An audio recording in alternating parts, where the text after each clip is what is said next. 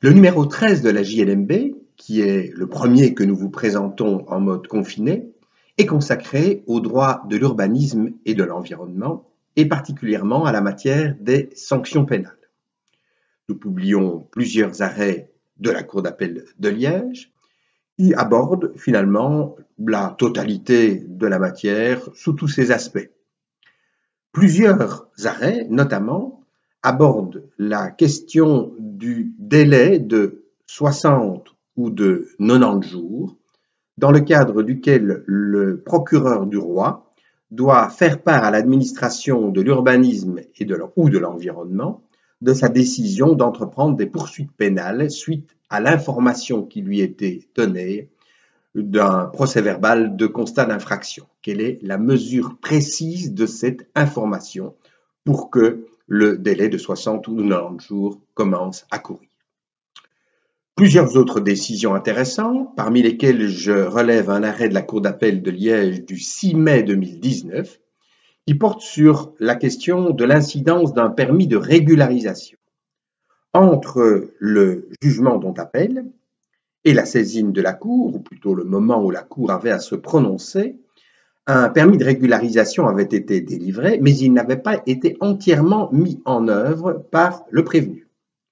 Et la Cour d'appel va indiquer que, en guise de mesure de réparation civile, le mieux à faire est, en l'occurrence, de condamner le prévenu à exécuter le permis de régularisation dans un délai fixé et sous peine d'astreinte. Le 7 novembre 2019, la Cour d'appel de Liège a aussi à connaître d'une hypothèse particulière, c'est celle de la validité d'une transaction qui intervient pendant le cours de la procédure d'appel. Hypothèse un peu particulière, le prévenu était décédé après le jugement à cour. Des négociations avaient dès lors été entreprises entre l'administration de l'urbanisme et ses héritiers et elles avaient abouti à un accord sur des mesures de régularisation. Une convention de transaction était intervenue et avait été signée.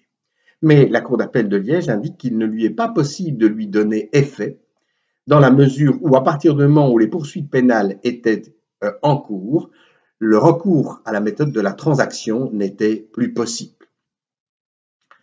Je relève aussi deux décisions, un arrêt de la Cour d'appel de Liège du 3 février 2020 et un jugement du tribunal correctionnel de Charleroi du 19 novembre 2019 qui portent sur la question de l'incidence du délai raisonnable au sens de l'article 6, paragraphe 1 de la Convention européenne des droits de l'homme. Délai raisonnable dépassé, on sait que ça peut avoir de l'incidence sur la recevabilité des poursuites et plus souvent sur le taux de la peine, mais quid quant aux mesures de réparation civile? Les deux décisions sont formelles à cet égard. Le dépassement du délai raisonnable n'a pas d'incidence sur la possibilité d'ordonner des mesures de réparation civile et le tribunal correctionnel de Charleroi ajoute qu'il en est de même en ce qui concerne la prescription de l'action publique. Ce n'est pas parce que celle-ci est arrivée à terme qu'il n'est plus possible sur l'action civile d'ordonner des mesures de réparation. Je termine par un arrêt de la Cour d'appel de Mons du 21 juin 2019. La question qui était posée était celle de savoir si des loyers qui avaient été perçus par le prévenu à la suite de baux qui portaient sur des appartements qui avaient été illégalement aménagés peuvent faire l'objet d'une confiscation par équivalent. Et la Cour d'appel de Mons répond par l'affirmative. Appartements aménagés illégalement, revenus de ces appartements, loyers illicites, et par conséquent, leur confiscation peut être ordonnée. Voilà pour ce numéro 13 qui a été préparé par Nathalie Vanda.